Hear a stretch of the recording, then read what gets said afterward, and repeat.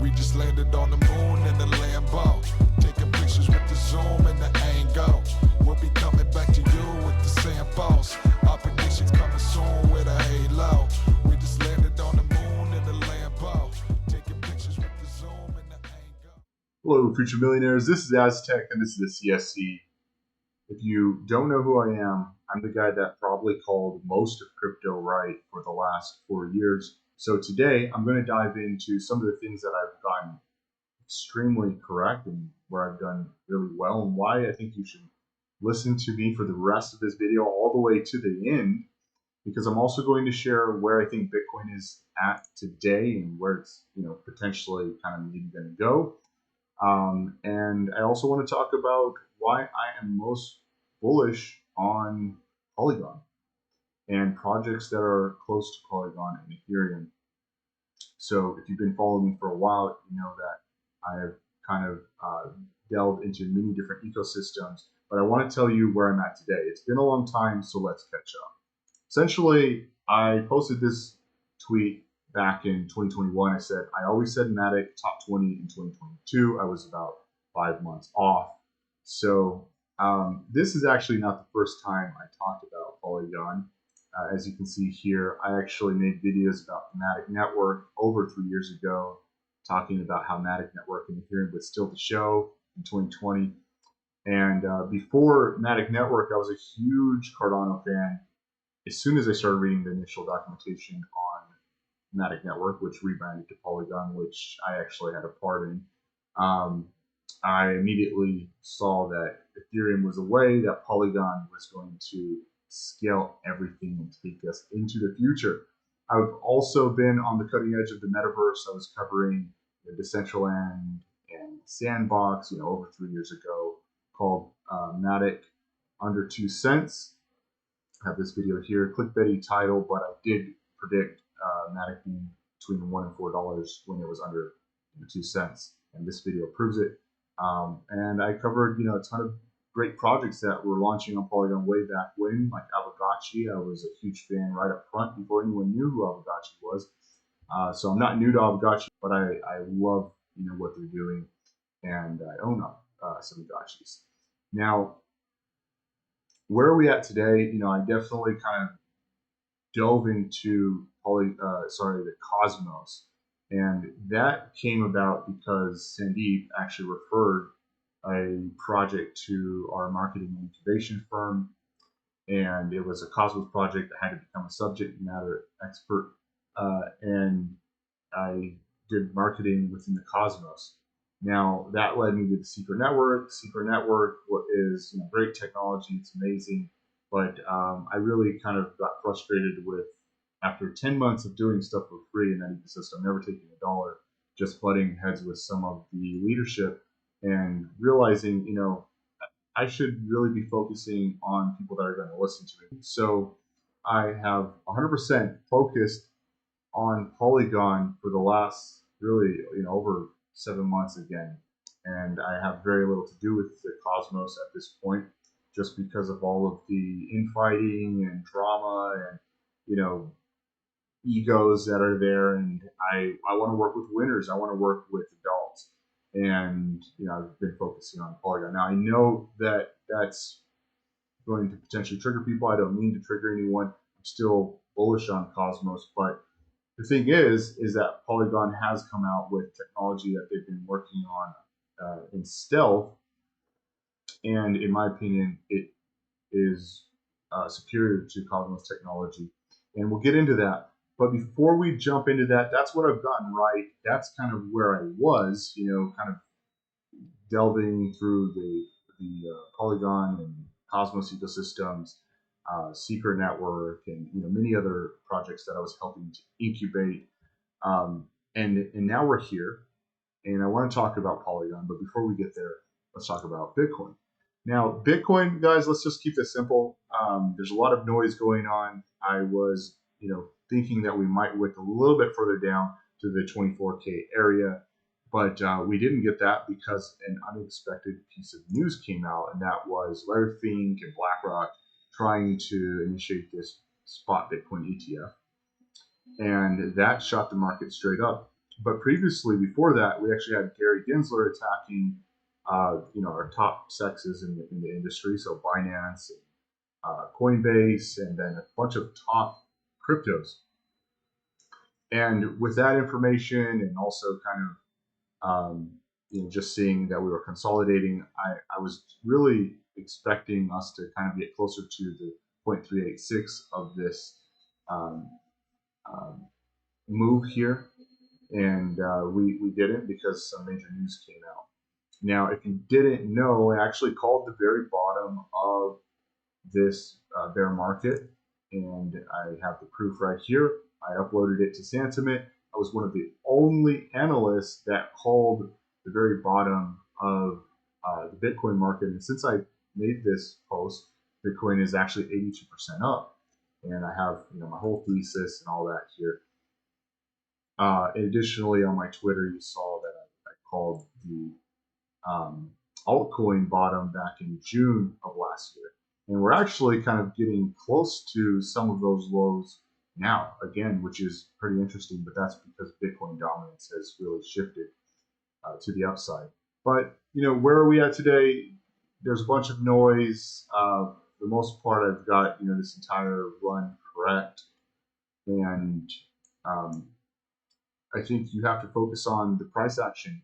The trend is your friend. It's moving upward. The trend is your friend until the end. You also got to look at what are the candles suggesting, what are all the indicators telling us. You got to look at macro, and you have to look at the fundamentals, but you want to put that all together with your indicators and your technical analysis. So the candles are telling us that we're in a no man's land. There's a bunch of indecision. Back on the 30th of June, we had a doji candle, which basically just means indecision. And here, just a couple days ago, on the 6th of July, we actually tried to break the highs of April and where we're at currently, and we just crashed from that point and moved below the 21 exponential daily moving average. And that looked very, very bad. But then a day later, we actually break right above this 21 exponential moving average, and we're above it currently. And what that says to me is that trend is your friend. We're still posturing upward. We're on top of the 21, and we're technically very bullish, but we also don't have enough momentum to break these highs that we currently have in this bear market. And we need to kind of start butting up against this major resistance level around 34 to 35K, because that is the level that we have to break in order to be in a bull market. And then we need to find support upon that level and then start moving upward. And then we're in an official bull market, in my opinion. Now, to keep it short, we are just in no man's land, guys. And all I can tell you is, there's a lot of bullish sentiment, there's a lot of bear sentiment, but to me, that's all noise. Price action from the very smallest Bitcoin holder all the way to the largest well is just saying that we are just going to kind of trudge sideways for now. And that's what we have today. If we start breaking under this 21 exponential moving average, or maybe moving down to this support, then that we're still trending upward potentially, but that is more concerning and less bullish. If we start breaking upward and butting up against this 35 or 34 to 35K area, then we're posturing upward and we're trending upward, and we are a lot more bullish. But until we break this area, start finding support and moving up, we're not in a bull market. So that's where Bitcoin is today. Now, let me tell you what I think about this industry. You guys know I've worked on many different ecosystems. I know pretty much, like half the space. Pretty much everyone that's building, I at least am connected in some way, or my network is connected. Now, I have to say, one of the things that came out recently was Polygon's interop layer, which is part of their Polygon 2.0 architecture paper, as you can see here. So Polygon 2.0 protocol architecture is UK-based protocol architecture. And they started talking about the interop layer. And this thing, in my opinion, guys, smashes IBC. here's what they're working on. This is just my opinion, guys. It says shared access to native Ethereum assets. Cross-chain bridges typically require users to mint synthetic versions of Ethereum tokens, a UX nightmare. The interop layer offers a shared bridge to Ethereum and allows seamless cross-chain transfers of native Ethereum assets. So you're talking about the liquidity of Ethereum, being able to seamlessly move, with this cross-chain protocol between Ethereum and Polygon, and all the solutions that Polygon is developing. They have zkVM, they have Polygon Proof of Stake, which is trying to upgrade to Validium, and they have all the other things that they're experimenting with. They have the super nets that they're building out, or that projects are building, and then they have this seamless composability. The interop layer can support near instant and atomic cross-chain transactions, a core part of the vision of unified liquidity of Polygon 2.0. So this came out, and this made me extremely bullish. I realized, I was the person that connected Polygon with Cosmos way back in the day, and I told them you should consider using IBC, and they were saying, hey, we have looked at it, and we think we can do better. And here they are coming out in stealth, out of the stealth mode, talking about their interoperability layer. They're also talking about for their staking chains having dual staking, essentially, where you'll have the native token and then maybe potentially Polygon staking to secure the chain. And additionally, they're talking about all the different types of ZK technologies that they'll have, like the virtual machines, and even a ZK Wasm. So you're talking about Rust on Polygon, guys, to build more robust applications, DeFi, and all this. So the future of Polygon is, in my opinion, looking up and more bullish than ever. And I think the core difference between your Cosmos kind of layout and architecture versus Polygon is directly tied into the liquidity of Ethereum, which is needed, and where most of the adoption is, which is also extremely important. And the connections and the network, that's all on Ethereum, guys. That's the majority of it is all on Ethereum. And then it's all connected with this interoperability layer that has native assets. And so, and composability. So this is the future of Polygon is just mind-blowingly, not only like from a scaling point of view, mind-blowingly awesome, with kind of like infinite scale, but also, it's all connected to everything that's important, even all the way down to interoperability and composability. So I find that this paper totally changed my thesis and has made me wildly more bullish on Polygon over pretty much, just anything out there. Obviously, Polygon is a safe play in my eyes, and there's other great projects out there like Chainlink, who is has a bunch of different solutions that they provide. They obviously have the Oracle solutions. They have CCIP, which is cross-chain interoperability protocol. That's more kind of like a protocol between the institutions and large entities like the DTCC and SWIFT. But I see those things, that interoperability protocol, connecting us to these large institutions and entities to Ethereum, and then Polygon connecting everything, and their interoperability where they're connecting everything on Ethereum and all those solutions and supernets and all that. And so that's why I can still be bullish on both that and Chainlink. And then I'm widely bullish on IMX, which is Immutable X, because they actually have a partnership with Polygon, and they're solely focused on gaming. I think that gaming is what brings mass adoption to crypto. Outside of tons of liquidity coming through the institutions and all that, people, the masses will want great UX, which I think is coming towards the end of this decade, as you have institutions and all this money flowing in, the ability to start focusing on the UI UX issue and block space issues, and some of these like core fundamental things that need to be resolved. But additionally, IMX actually, having this partnership with Polygon and using the ZK EVM technology, which honestly is just infinite scalability.